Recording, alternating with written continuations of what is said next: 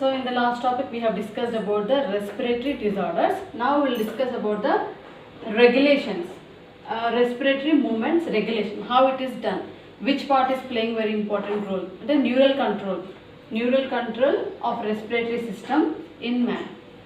So in the neural system, mainly medulla and pons are playing very important role of brain. Medulla and pons varolii of brain are playing very important role for maintaining the respiratory movements. Okay, sending signals to the respiratory movements. So respiratory rhythm center, this is present in the medulla of brain. Okay, respiratory rhythm center is present in the medulla of brain, which plays very important role for maintaining the respiratory movement. This is playing very important role for maintaining the respiratory movements. Next, pneumotactic center, which is present in the pons varolii of brain and controls this respiratory rhythm center. Okay, pneumotactic center is present in the pons varolii of brain, which controls the respiratory rhythm center. అంటే ఈ centre ని control చేసేటువంటి centre is pneumotactic center.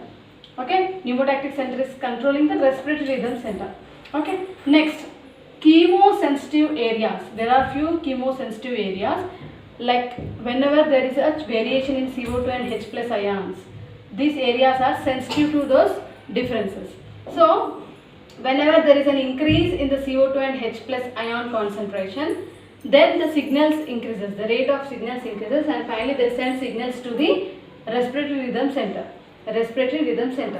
So CO2 and H plus ion concentrations ఎక్కువ అయిపోయాయి అనుకోండి blood లో, so this chemosensitive areas they'll get activated and they'll send signals to the respiratory rhythm center, and finally these respiratory rhythm centers they will eliminate the high levels of carbon dioxide and H plus ion concentration from the blood.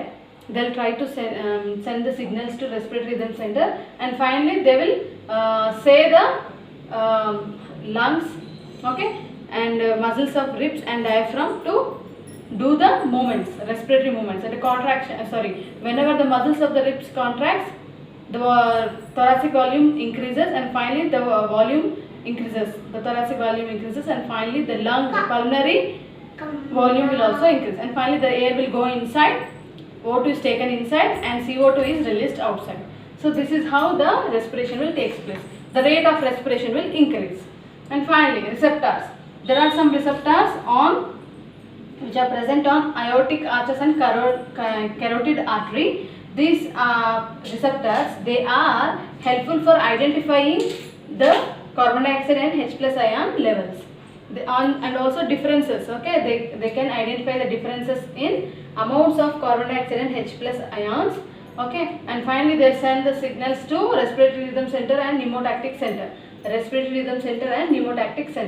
So these respiratory rhythm center and pneumotactic center, they again regulate the respiratory movements, and finally they make necessary changes which plays very important role for elimination of CO2 and carbon dioxide and H plus ions, high levels of H plus ions from the blood.